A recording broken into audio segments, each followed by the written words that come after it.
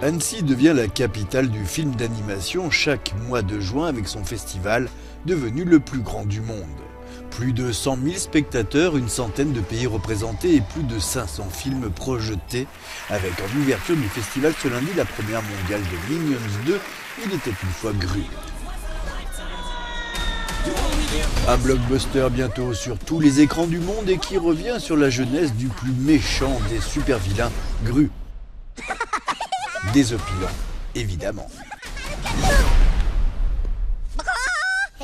Annecy, c'est tous les formats et tous les genres, avec aux manettes depuis 10 ans un directeur artistique qui a vu l'évolution de l'animation, notamment en Europe. Le long métrage d'animation, c'est un format qui s'est énormément développé en Europe depuis 20 ans.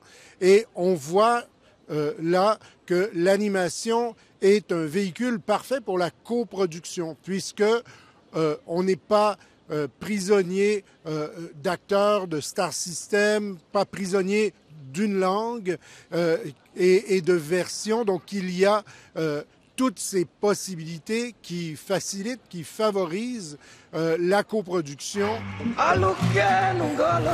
Parmi les 10 films en compétition pour le Cristal, 8 ont au moins un pays producteur européen.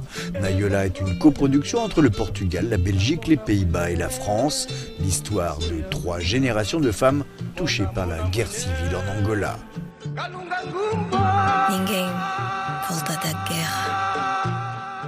Cette idée européenne qui est très présente en animation et ce qui nous amène, puisqu'on parle d'Europe, à parler d'Ukraine ou à une pensée pour l'Ukraine, puisque cette année, Annecy a voulu faire un coup de chapeau à l'animation ukrainienne et rappeler à l'ensemble des festivaliers qu'aujourd'hui, donc, un pays qui est signifiant dans le milieu de l'animation vit une situation extrêmement dramatique.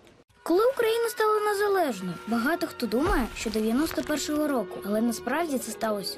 Le jeune narrateur du film se remémore les événements qui ont coûté la vie à son père il y a 8 ans en Ukraine. Le festival d'Annecy se termine le samedi 18 juin.